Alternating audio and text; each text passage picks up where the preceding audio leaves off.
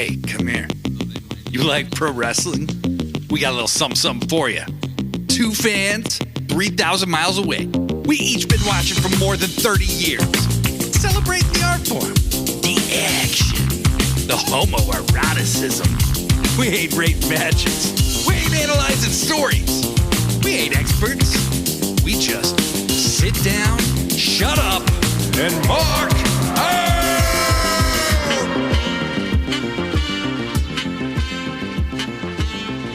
What is up, everybody? It is your boy, Blade Daily, back at you with another edition of Sit Down, Shut Up, Mark Out, a pro wrestling podcast about pro wrestling. Insane. I know, insane. We put it all there right in the name. Sit down, shut up, mark out. We want to talk about the great shit that we're loving about professional wrestling. We want to rant about the stuff that we, maybe don't love as much. And just talk about graps, talk about the good stuff. We focus on the TV product much more than we focus on the rumors and innuendos, much more than we focus on the hearsay that gets reported and passed off as fact, much more than ratings or attendance numbers. Who the hell really wants to go over that shit in great depth and have, very intense business discussions? Like, I already have a fucking job. I don't need to do another fucking job on the side for a wrestling company I don't even work for. Are you ready for real pro wrestling? The kind that's highly rated, in arenas full to the brim, with people that don't care about anything but ratings? Wrestling that doesn't waste time on stupid shit like wrestling matches? Then you'll love Big Ass Wrestling Ratings Pro Wrestling Show. We know what you want. We know what you need. You need tall, roided monsters who look like they could kick your ass, reciting 45-minute soliloquies instead of kicking your ass. You want stories? What about stories about stories? What about stories about finishing stories? That's goddamn right. But we have one more thing that will electrify you and rectify casual viewers unlike you. We have a very high stock price. That's right. Big Ass Wrestling Ratings Pro Wrestling Show is the only real wrestling because you only watch Big Ass Wrestling Ratings Pro Wrestling Show. We sell tickets. We do huge merch numbers.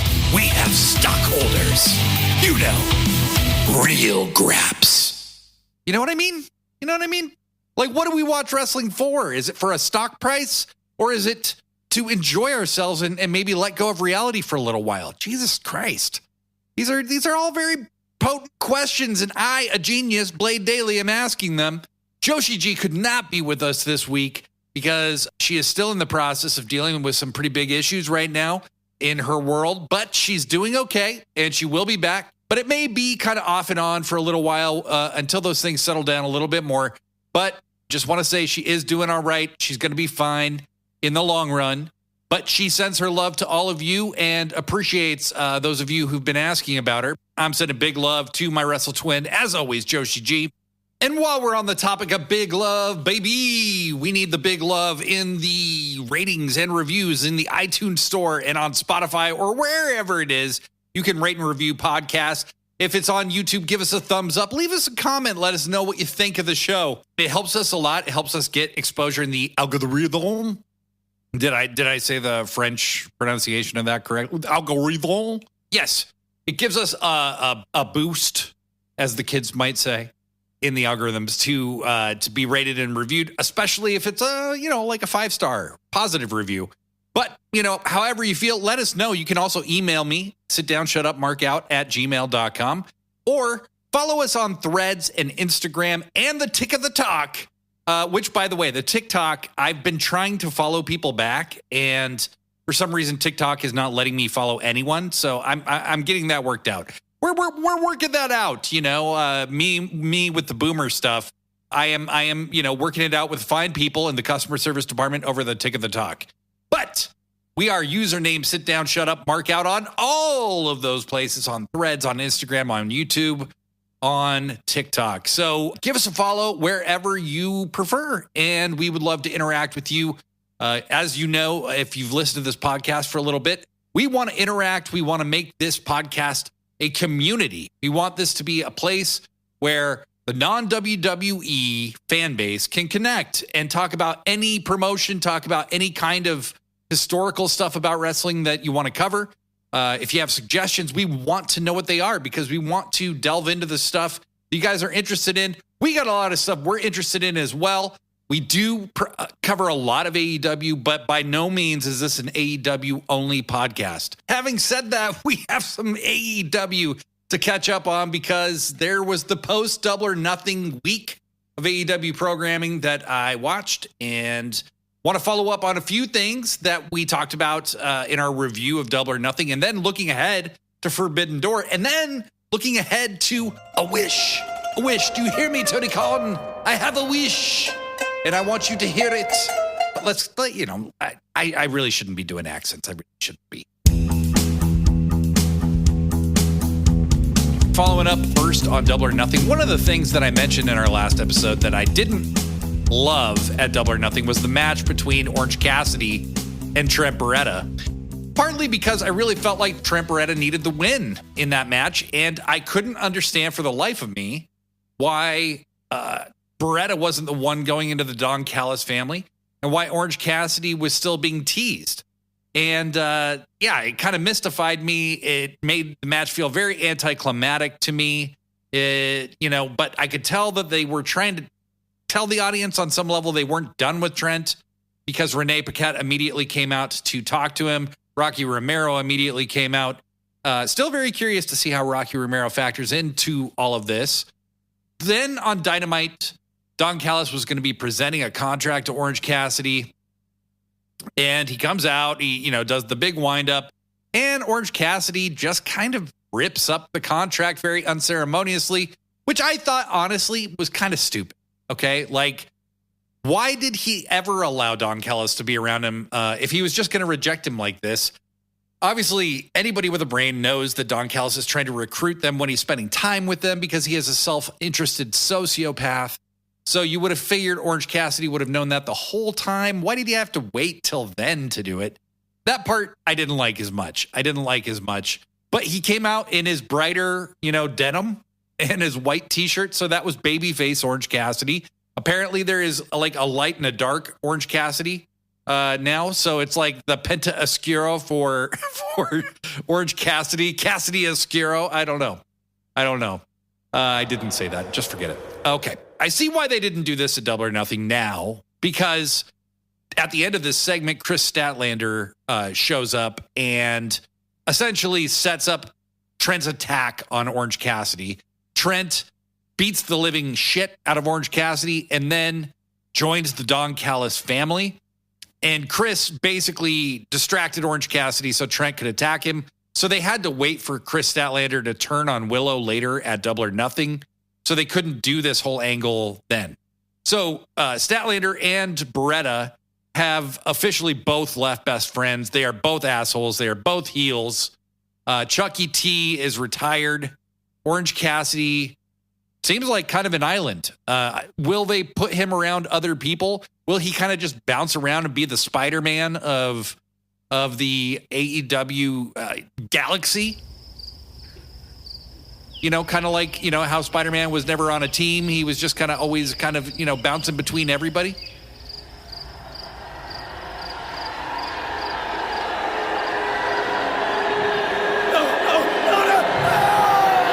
Anyway, really looking forward to seeing Trent get a real push. I love how he's appropriated the hug and the hands in a very demented, maniacal way.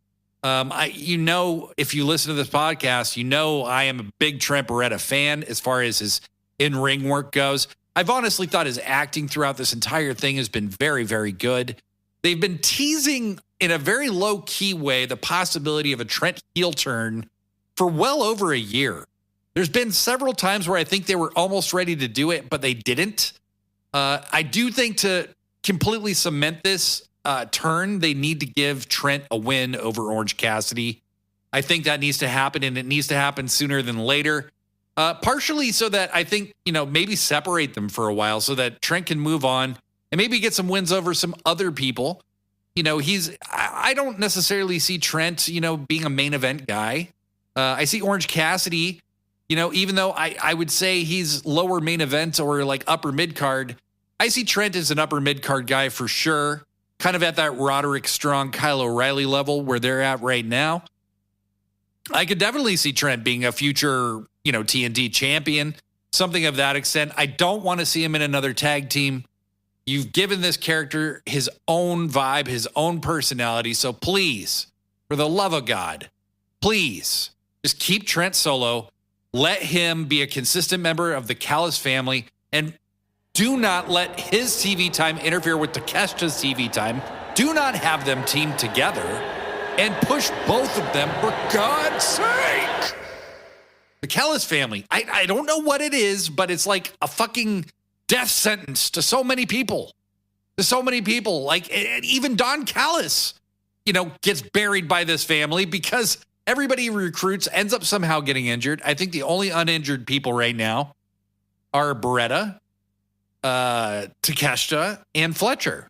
And it seems like Kyle Fletcher is going to be involved in something with Ospreay. Ospreay is technically in the Callis family, but we all see the writing on the wall there, which leads me to my next topic. That's right. The big surprise on Dynamite. And it was a big surprise. And there were people who had lots and lots and lots of thoughts about this. And I want to discuss this from a lot of different angles. Number one, there was another Casino Gauntlet match. And this, my friends, feels like AEW's kind of answer to the Royal Rumble. Just as Blood and Guts is their answer to War Games, the Casino Gauntlet is so much better than the Casino Battle Royal. The Casino Gauntlet ruled again. I love the chaos of it. I love that the match can end at any time. I love that it's kind of unfair. And if you have a lower number, your chances of winning the match are actually better instead of a higher number. So it has this kind of opposite effect of the Royal Rumble. And Will Ospreay wins it yet again. This being just a few nights after he had won the international title from Roderick Strong. Now, that's significant. That's cool. And it's not surprising. Will Ospreay's getting a huge push, right? Like, he is the man. Well, it's kind of crazy because the winner of this particular event is challenging Swerve for the AEW World title at Forbidden Door. Fuck. That is wild, friends. That is fucking wild. And the reason it's so wild, I promise I'll stop saying wild. The reason it's so significant is because Ospreay is the international champion. Swerve is the AEW World champion. I had a few thoughts about that. One, are both titles going to be on the line? It seems like it'll only be for the AEW World title, but who knows? Maybe it could be one of the ways AEW starts to minimize or starts to scale back on the number of titles that are changing hands and carried around. There have been a few shows recently where it felt like half the roster had a belt, and I think they could do a better job with belts, honestly. I think they have one or too many singles titles, too many singles titles in the men's division, and taking the international or continental title out of the equation would probably be a good idea. I had always seen it as merging those two belts, which would be really funny because you could call it an intercontinental title. But, why do you need an international title if there's a world title? That's a fair question. Great. Once again, I'm asking the great questions here. However, the big question that a lot of people seem to be asking is this too soon?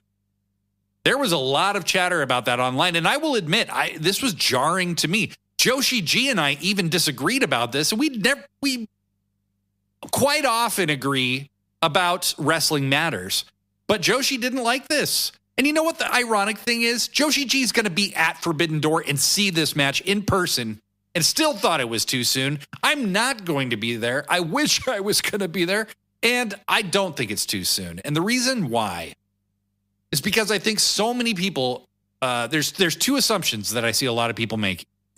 One is that Will Ospreay has to win the world title at All In because it's in the UK at Wembley. Look, I do understand that. But when Swerve won the world title in April, to me, that's kind of an abbreviated title reign. I think, while I will admit that they are having Swerve defend the world title a lot in the time he's held it, a la Darby Allin with the TNT title, short reign, but lots of title defenses. Maybe they're going to go that route. Kind of, they also did that with Orange Cassidy in the international title, even though he held it forever. They could do that with Swerve. But the other thing is the winner of the Owen Hart Foundation tournaments on the men and women's side will be challenging for the world titles at All In. Does this main event at Forbidden Door keep Will Ospreay from being in the Owen Hart Foundation tournament? So if Swerve beats him, there's a plausible explanation for why Will isn't fighting Swerve at All In. I think both could be true. Okay. I think there is a very remote possibility that Will wins this match. I think he's going to lose. And I think he's going to lose because probably something relating to Don Callis and him trying to quote unquote help will somehow lead to Will losing. I do not think that Will Ospreay, or really very many people in AEW, cannot take a loss. That is what separates AEW from, like a WWE where people are hot. They're basically unbeatable. And people go on hot streaks in AEW, no question. Swerve hasn't lost a singles match since last year in the Continental Classic, okay? But Swerve is your world champion. Ospreay doesn't have to win. He hasn't lost once. I think there's plenty of ways he could take a loss. What I don't want to see is Ospreay losing and Swerve winning in some kind of fluky way. Swerve needs to look strong, and he needs to beat Ospreay straight up. This is way too soon for Swerve to lose at Forbidden Door. I don't want to see that. Personally, I think Swerve needs the win over Will Ospreay, who can take a loss to the world champion. If there's anyone who can't take a loss to your world champion, you have the wrong world champion. That's my personal outlook on it, okay? So I saw a few other people mad that Swerve isn't fighting somebody from New Japan. And my question about that is this. Who in New Japan could help sell worldwide pay-per-views right now? I love this new generation of guys coming up in New Japan, okay? I love Shota Umino. I love Shooter, all right? I love Yota Tsuji. But these guys are not household names at all. At all. Okay? Who was in the main events for New Japan over the last few years? It was Hiroshi Tanahashi, one of the biggest stars in the history of Japanese wrestling. And then the next year, it was Kazuchika Okada, arguably the biggest star in the history of recent Japanese wrestling, second maybe only to Antonio Inoki himself, okay? New Japan is just, the simple truth is they're rebuilding right now. They will hopefully be better prepared to be in the main event next year, okay? But the truth is, they're big stars, the Will Ospreays, the Kazuchika Okadas, okay? They're in AEW now, all right? So that's just the simple reality. Jay White also in AEW. It's just the simple reality of it. And New Japan needs to create some new stars who are on a bigger level. Evil? No. Sorry. Sonata? No. It's just not big enough. It's not big enough. You cannot build the hype for a main event around them. Challenging Swerve. You just can't. So I think this is a fantastic main event. This is the match. As I saw Bleary Line, my friend Bleary Line on Thread say, this is the match that you can make in AEW right now. The match everybody wants to see. Some of them weren't ready to see it just yet. Because I think this leads to a bigger point, which is I never have a problem with predictable booking if the booking is logical, makes sense, tells a great story. In fact, I think something about AEW that a lot of us smart-ass wrestling fans really like is that we can see where things are going. And that's kind of exciting, right? It makes us feel smart. makes us feel like we know all so much about wrestling, okay? And this threw us all for a goddamn loop. There's a lot of people that I've seen complain that AEW is too predictable. And this match, nobody saw this coming at all. And I saw the reaction to it, and I felt it myself, like, I got to wrap my head around this. But now that I've had some time to think about it, I honestly think this is the match you got to go with, if only to either explain why Will Ospreay isn't wrestling for the world title in the UK, because you can't put him in a match with Swerve in the UK and have him lose. Okay. You can't have him lose in the main event of Wembley. Okay. You need to keep him out of the world title match at Wembley. Keep it on my boy Swerve. That's what I'm hoping they do. There is always the outside chance that they put it on Ospreay, have him merge the two titles, and have him defend in the main event at Wembley. I find that hard to believe. Given Swerve a 2-month title reign just doesn't really do it for me.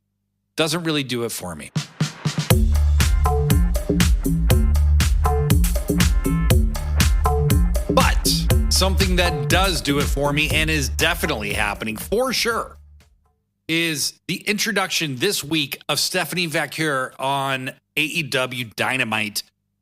This was like the first week we felt the full impact of Mercedes Moné in AEW. She's been a massive add to the AEW roster. She has absolutely huge star presence. Her opening promo was solid, and them announcing another match for her that very night was really, really cool. She had great chemistry with Sky Blue. Solid match that made both look good. They followed up on that angle that had seemingly been forgotten, where Mercedes was attacked in the lead up to her facing Willow. And I was really glad to see that they didn't forget that, and that Sky Blue claimed the credit for it. Very, very smart. But Blade Daily, what the fuck does this have to do with Stephanie Vaquer? Well, they very smartly showed a little clip of a little video package of Stephanie Vaquer. So instantly, every WWE fan out there who poops their pants every time there's not a video package to introduce somebody must have started watching Dynamite immediately with giant erections, because they showed this really comprehensive video package of Stephanie Vaquer.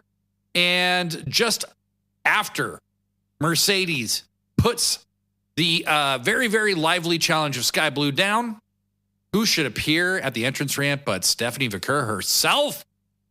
And it's very clear that we seem to be getting a match between Stephanie Vaquer versus Mercedes Moné, an absolute dream match. Absolute dream match. This is the kind of stuff Forbidden Door was created for. I feel pretty strongly that Mercedes will win, because I think they wanted her to be the New Japan Strong Women's Champion a year ago when Willow ended up taking it because of her injury.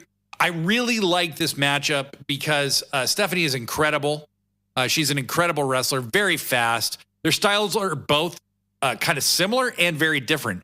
I think Vaquer is a little stronger. They're nearly equal in speed. I think this is going to be a huge moment for Stephanie Vaquer specifically. And I also think Mercedes will probably win. But I have a question about this match. Will this also be for the CMLL world title? Because that would be a really interesting circumstance. You could do a belt collector program with Mercedes Moné, which would maybe explain why she went after the TBS title instead of the world title. But her holding the TBS title, the CMLL title, and the New Japan Strong title would be a very, very interesting thing indeed. But these two are potential rivals that could have a series of matches. I really see a ton of potential here. I have only become really aware of Stephanie Vaquer over the last year, and I'm just fucking blown away by this lady. She is so quick.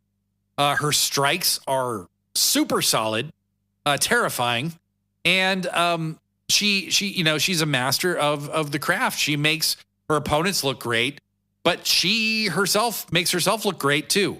So I think that these two fighting at Forbidden Door is the kind of match that Forbidden Door was created for. And another match that appears to be happening and was hinted at a Stardom event very recently is one that I saw coming. It's Timeless Toni Storm, the AEW Women's World Champion, laid out a bit of a challenge to Mina Shirakawa at Stardom, who also accepted the challenge. And they're basically going to be battling over who can be the better mentor to Mariah May. Now, I think they've been teasing this one for a while. I'll be very curious to see what happens because I think there's a very good chance Mariah May is going to end up winning the Owen Hart Foundation tournament on the women's side and challenging Toni at All In. I think that there's a very strong chance that could happen. And I would love to see that, honestly. This story that they have going on between Mariah and Toni is great. And I also think Toni possibly roughing up Mina or in some way abusing Mina could lead to the Mariah turn. But who's going to be the baby face and the heel in this? The problem, I think, is that based on the way it's been booked, you would expect that Mariah would kind of be the baby face as she ends up coming to the aid of Mina Shirakawa. However, this crowd will not fucking boo Toni Storm. They just won't. I can't do it. I won't boo her either because she's doing some of the best character work that I've seen in the history of the pro wrestling business. Period. Okay? Period. It doesn't matter what era. It doesn't matter what gender. Toni Storm is absolutely on fire each and every week, either with a great promo, a great match, or both. And her and Mariah together, it's going to be so sad when they break those two up. Like, this is going to break my heart so much more than, like, the Brochachos breaking up. I didn't care that much about the Brochachos. You saw the writing on the wall forever. You've seen the writing on the wall with this program forever, but for some reason, these two go together so perfectly, it's really going to hurt when either Mariah turns on Toni or Toni turns on Mariah.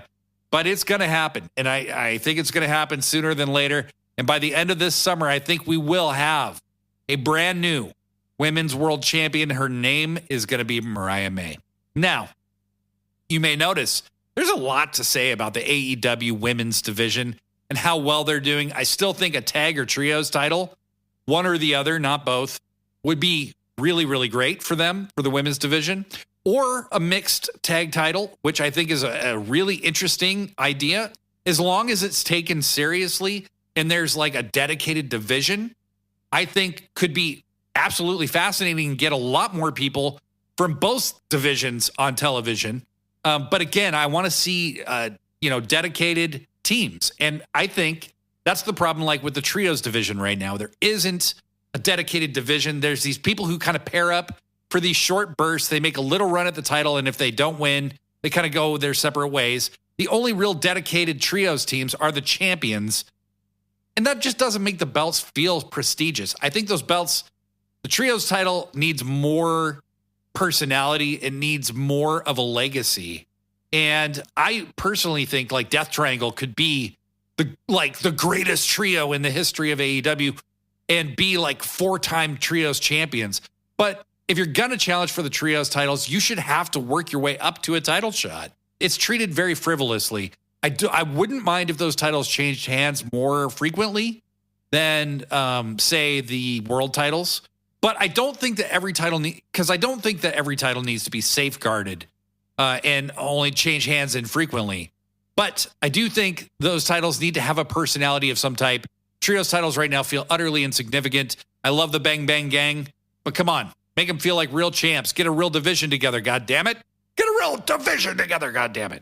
Now that I've addressed my gripes with the trios division, and the women's division is making a ton of progress, although we still need more matches. We still need more matches. 2 matches on a pay-per-view, still not enough. Or we have come a very long way. It is now time to talk about my next wish.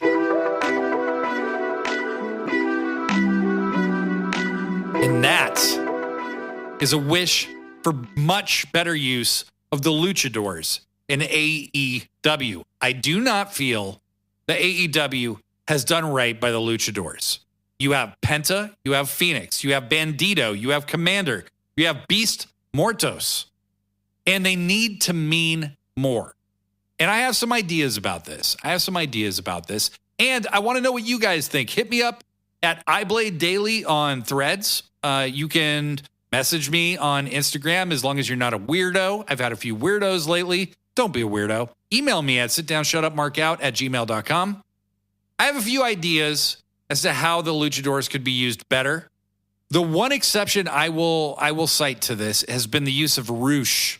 He has been used utterly differently than any other luchador in AEW, okay?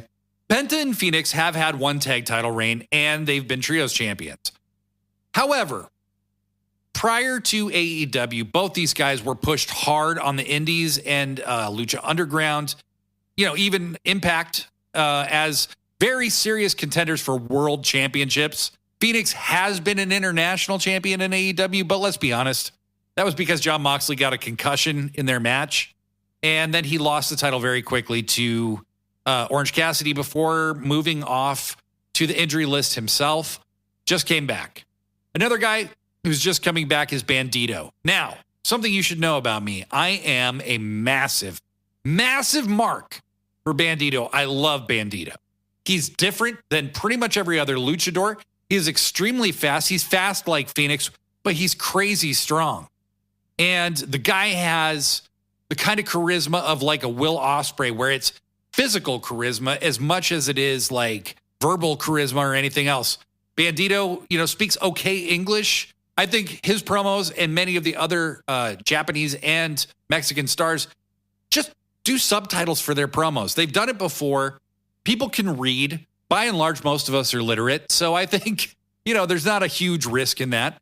But I think Bandito is maybe a guy who could be an international champion if he was matched up with a good mouthpiece. I think you need to stop having every fucking luchador managed by Alex Abrahantes. That's no diss at Alex. Keep him with maybe the Lucha Bros or another luchador or a couple luchadors. But he can't just randomly come out with teams of luchadors, okay? I know that he's deeply associated with the Spanish announce team. I know that, he is a very important representative for AEW with their Spanish-speaking fan base. But, he's not cutting promos most of the time. He's just coming out with Commander, or he's just coming out with Penta and Phoenix. It's not like he's playing a huge part in their promos. And Penta and Phoenix, quite honestly, are cutting good enough promos now to where I don't think they need Alex Abrahantes. So I'm not saying don't have him on TV at all. I'm just saying use him with a few people, not everyone. It's annoying, and it kind of throws everybody in the same boat. And I don't like it. I appreciate Lucha Libre, but I don't think it's a benefit to surround luchadors with just other luchadors. Let them stretch out and become genuine stars. It feels like they're being held back from achieving their full potential when they, primarily tag with each other. It's not true in everybody's case. I think Penta and Phoenix have branched out the most. Commander has gotten so much better the longer he's been around. This guy is very young. He had primarily wrestled in trios matches in Mexico before he came to AEW, and this man has improved so much over a year's time. Bandito's wrestled a ton in the United States. He's wrestled a ton of the people on the AEW roster.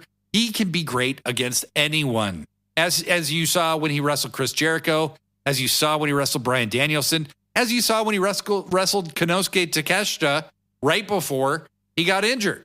When AEW started, I thought Penta could be a future world champion. I thought Phoenix could either be a future world champion or perhaps a TNT champion. And both of those things for Penta and Phoenix seem so far-fetched to me now. And that sucks because these guys, much like Trent Beretta, have been absolute workhorses for AEW. Penta has gotten himself in incredible shape. The guy's faster, moving better, more crisp than he's ever been. And he's older than he was when AEW started. Obviously, everybody who was at AEW when AEW started is older than they were when AEW started. Very good point, Blade Daily. Great. Okay, good. Anyway, so Penta is actually having better matches now in so many ways than he was back then. I think it's time for Penta to get a real push. I think it's time for Phoenix to get a real push. Sure, I love watching them in tag matches, but man, these guys can handle it. They can do it as singles wrestlers, okay? These are guys that should be doing more than being jobbers to the stars. And unfortunately, much as it feels disrespectful to say that about these guys, because I have so much respect for all of them, that's kind of how they're being used, and I don't like it. The luchador talent in AEW has elevated the programming. I hope that at some point when he's back from being injured, El Hijo Vikingo ends up in AEW, because that guy could be a transformational Mexican star in the United States, a la a Rey Mysterio Jr. But I also think Rey Fénix could be. I also think Pentagon could, or Penta El Zero Miedo. I think Bandito could be. All of these guys have insane charisma. It's time to do something about it. Pull the trigger, goddammit. They have the talent. There's no excuse not to figure out what each of these acts individually needs to get to the next level. All right. We're switching topics. This is a big one. Now that we're all cut up on that comings and goings of AEW and what I think AEW should do as a expert who's not an expert, who's never wrestled a day in my life, who's never worked for a wrestling company and has never booked for a wrestling company, not even once, we're ready to get to the main theme of this week's episode. I asked a question on Threads to y'all, and I have an answer for you myself. I wanted to know, what was your gateway to professional wrestling? Okay, and the question is kind of twofold, okay? It could be taken either way, and I've got a variety of answers here. What was your gateway to professional wrestling at all? Like, how'd you get into it at all? Or what was your gateway to professional wrestling outside of the easy stuff? Like, for me, WWF and WCW were everywhere when I was a kid. It was very easy to find them, but not so much anything else.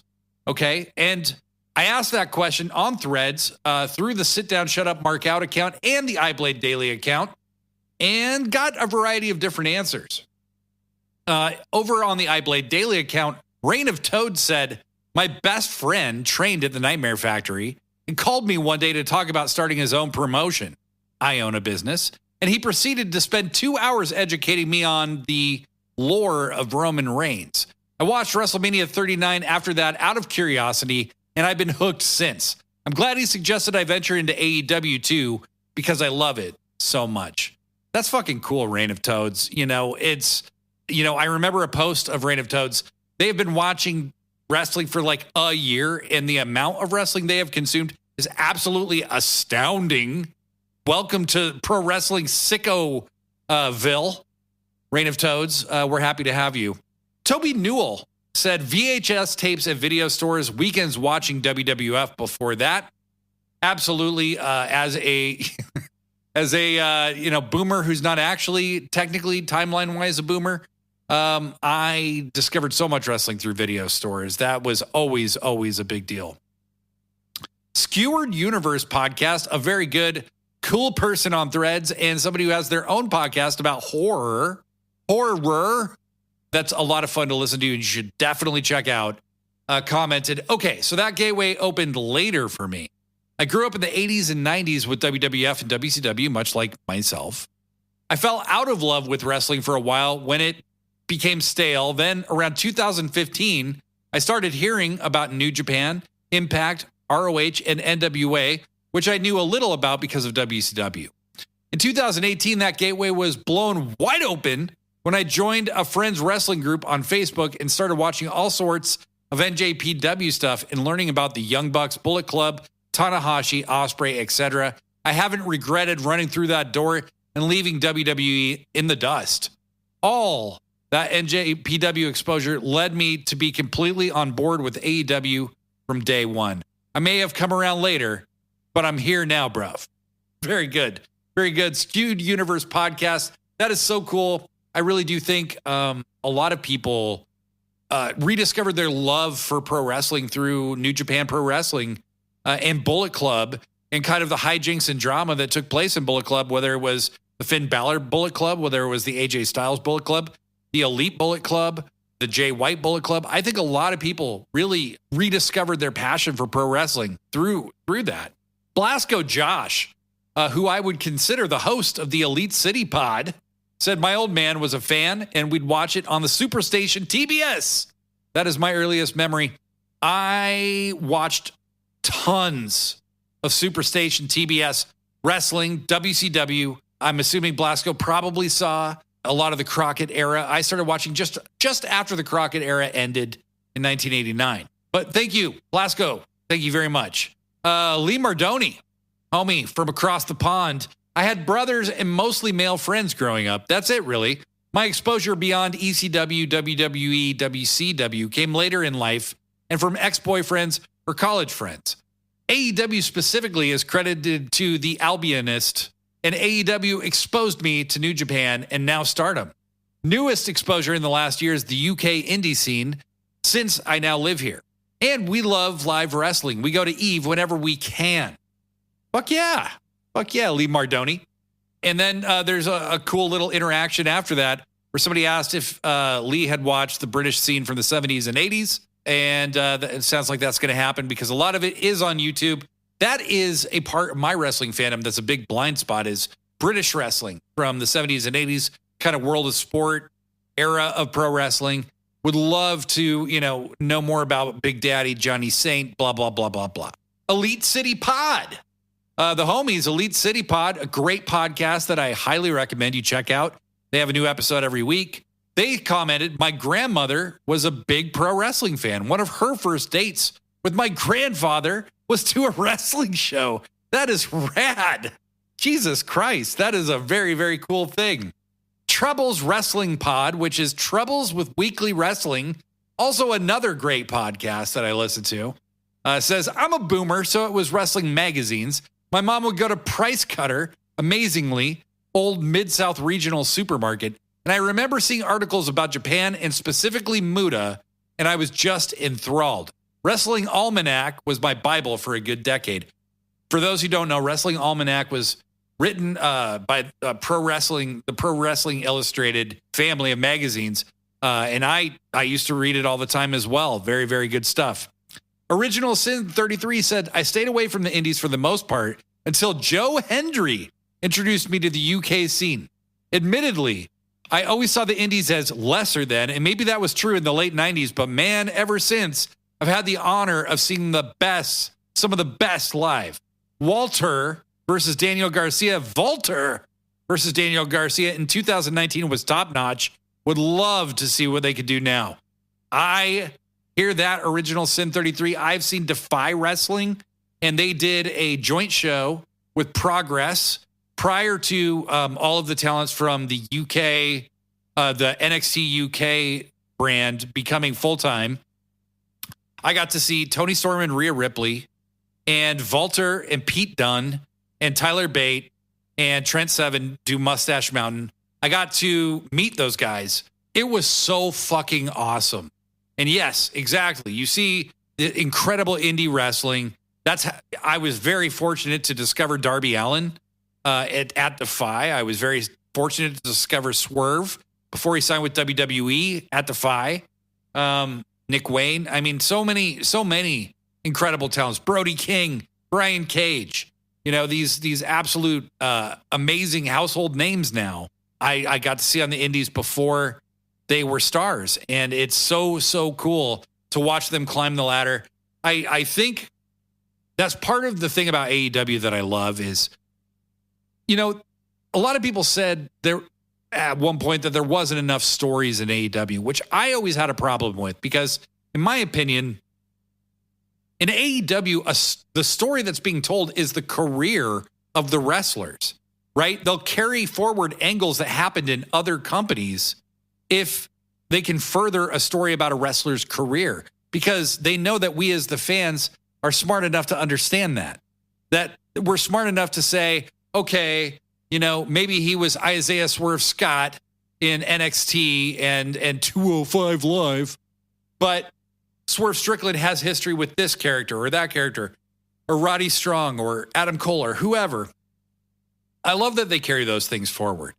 And the indies allow us to do that. We get to watch a guy like Volter or Danny Garcia, somebody like that, carry their legacy forward from the indies to the main stage. And now we get to watch them continue to ascend. I think that's such a huge part of sports that wrestling can emulate very, very well. Rural Laura from the UK, from Scotland, I believe, says AEW Dark was the first wrestling I watched. My boyfriend watched wrestling growing up, introduced to it by his grandmother, and a friend of his told him about Dark when AEW started up, and we started watching. Glow on Netflix was definitely a stepping stone before that for me in understanding the concept. DPW and Mystery Wrestling have introduced me to a lot of really good indie talents. We're a Laura. Very cool follow on Threads, by the way. Thank you so much for sharing. Very cool that you got into it so recently. That's awesome. Initbab, 89, Initbab.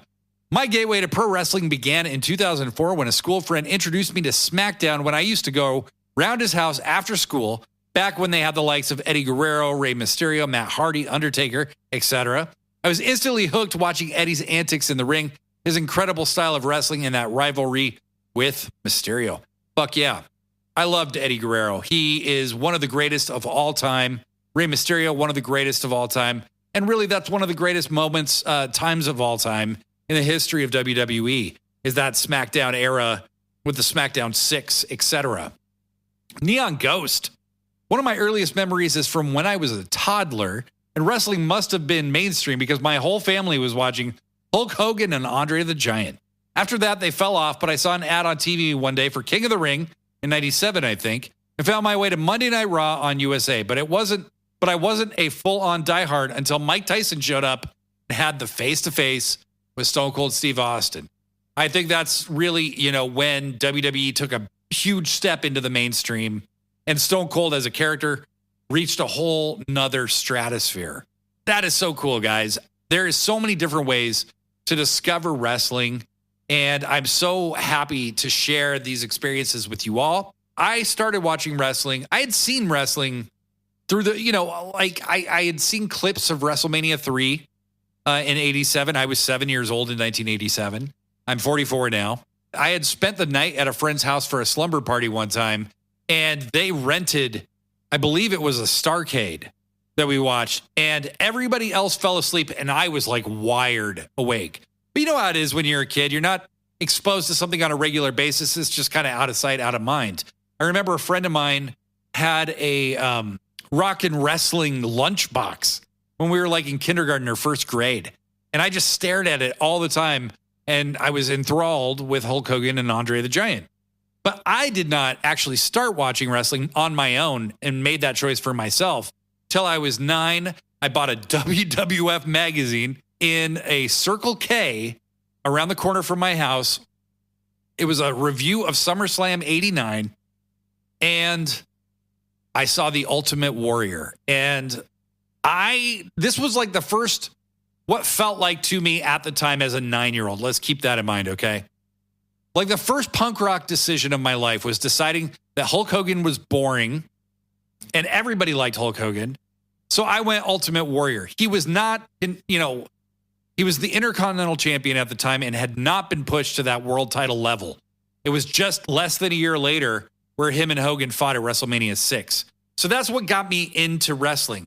But about 3 months after I discovered WWF and really was watching WWF Superstars on my syndicated channel at my grandmother's house every Saturday at 2 p.m., one day, Superstars ended, and I started flipping the channels, and I flipped to TBS, and I saw this, who I thought was this really old guy, fighting this dude with crazy face paint. And the really old guy, who I thought had white hair, was actually a 40-year-old Ric Flair who had bleached blonde hair. And the guy with the crazy face paint was, this little dude you might have heard of before. His name is Great Muta, okay? And at the end of this match, Muta misted Flair with the red mist in the face, okay? And Flair goes down, and I am like, what the fuck just happened? Everything that Muta did in that match blew my goddamn mind. Okay, just blew my mind. I had no idea what WCW was. I had no idea who Ric Flair was. There was a 3-hour block of pro wrestling every Saturday for like the better part of 10 years, and it absolutely was so essential to my wrestling fandom. And then I would watch on the Sunday shows I would watch WWF All-American Wrestling in the mornings, and then in the afternoons, I'd watch WCW Main Event. Then I realized there was a show on Saturday morning called WCW Power Hour. And so I'd get up early, watch Power Hour, like early when a lot of kids were sleeping in by this point. I didn't do it. I still got up early and watched it. So anyway, there's all a very long way of getting around to the fact that WCW was a gateway to the wider world of wrestling. Because WWF, much like it has been up until maybe the last year, WWF was very closed off. If it wasn't a WWF-owned property, it wasn't on their programming. So through WCW, I discovered Great Muta, who moved unlike anybody I'd ever seen before, who blew the mist, which was so majestic, okay, and did a moonsault, which no one else did. And then I eventually saw Jushin Thunder Liger, okay? That gave me a hunger to learn more about Japanese wrestling. And eventually, WCW also featured Masahiro Chono, Ultimo Dragon, and Kensuke Sasaki. WCW also introduced me to Lucha Libre. As I was reading about this kid, Rey Mysterio Jr., who was tearing it up in ECW in Pro Wrestling Illustrated, I saw Rey make his debut like very soon thereafter and lose against Dean Malenko on a WCW Nitro, I believe. He was everything I hoped for and more. And I had seen Conan before this, but he had like a more American adaptation than Ray or Psychosis or Juventud Guerrera. I was also familiar with Dr. Death and Terry Gordy through their runs in WCW. And when they came back to fight the Steiners in 1992, I believe that was the first time I had ever heard of All Japan. And to be fair, we also got to say, I think ECW was a huge source of this as well, because they originally signed Eddie Guerrero, Rey Mysterio, Psychosis, Juvi, and Conan. And they also brought in guys like Doug Furness and Phil LaFon, and a number of other international talents that I wouldn't have known about otherwise. But the other gateway that went hand in hand with WCW was the Stanley Weston family of magazines. Pro Wrestling Illustrated, The Wrestler, Inside Wrestling. These were huge. When I discovered these on the newsstand, I had no idea there was so much wrestling everywhere. And I bought every one of them anytime I saw one, anytime I had the money, okay? I'm 9, 10, 11, 12 years old. I don't have a lot of walking around money. But, back then magazines were like $3, $2.50 or something. And I would read them cover to cover and then reread them. I knew what was happening in WWF and WCW, but I also knew what was happening in Memphis and the USWA. I knew what was happening in what remained of the Portland territory, or in Texas, or in Tri-State, which eventually was taken over by Todd Gordon, who created ECW, Eastern Championship Wrestling. I remember reading an article about Jimmy Snuka and Don Morocco rekindling their age-old feud in ECW, Eastern Championship Wrestling.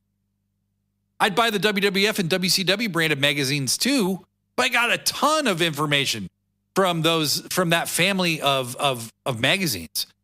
So I learned about Jushin Thunder Liger. I saw a picture of him in Pro Wrestling Illustrated before I ever saw him on television. And then a short time later, he was appearing for WCW and having those excellent matches with Brian Pillman. And I fell in love. Like, the guy blew me away. Another guy who I saw for the first time in those magazines was somebody who was so influential, not just on me, but on an entire generation of people, and who I think is the much under-discussed reason for the success of ECW. And that is the homicidal, suicidal, genocidal maniac, fucking Sabu. Okay? I saw him in the After Mags, as they were called, and I had to know more. Who the fuck is this guy? Okay? He was doing all kinds of crazy flippy shit. He had scars all over his body. He was a high-flying, hardcore wrestler, and that simply, I'd never seen anything like it before. And I also learned just before, seeing them on TV, much like Rey Mysterio, I also learned more about like Chris Benoit, Dean Malenko, Eddie Guerrero, and Jericho.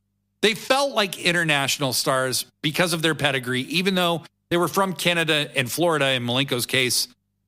This is why I hate the way WCW is portrayed historically. Who Killed WCW is coming out very soon. I have no interest, okay? History is written by the winners. Vince McMahon and his tiny flaccid penis and his cult of, enablers spent years denigrating the memory of WCW. But I would say this, friends, WCW was both absolutely amazing and absolutely, utterly stupid in various intervals.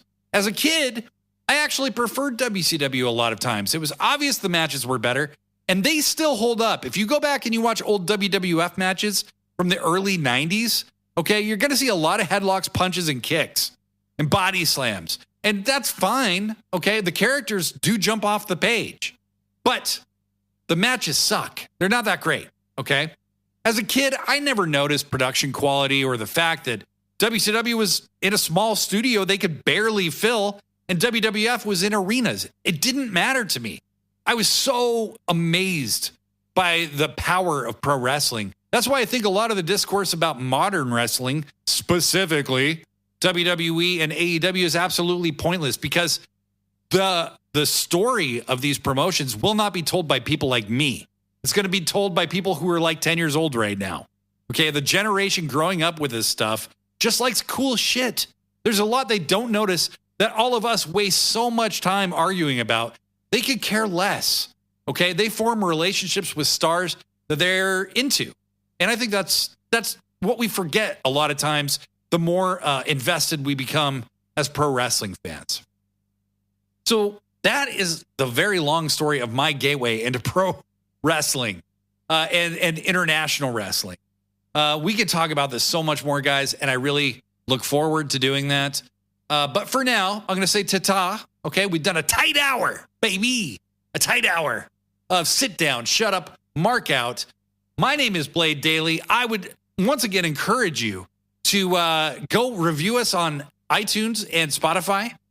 Tell your friends about us. Send our podcast to people you think might like it.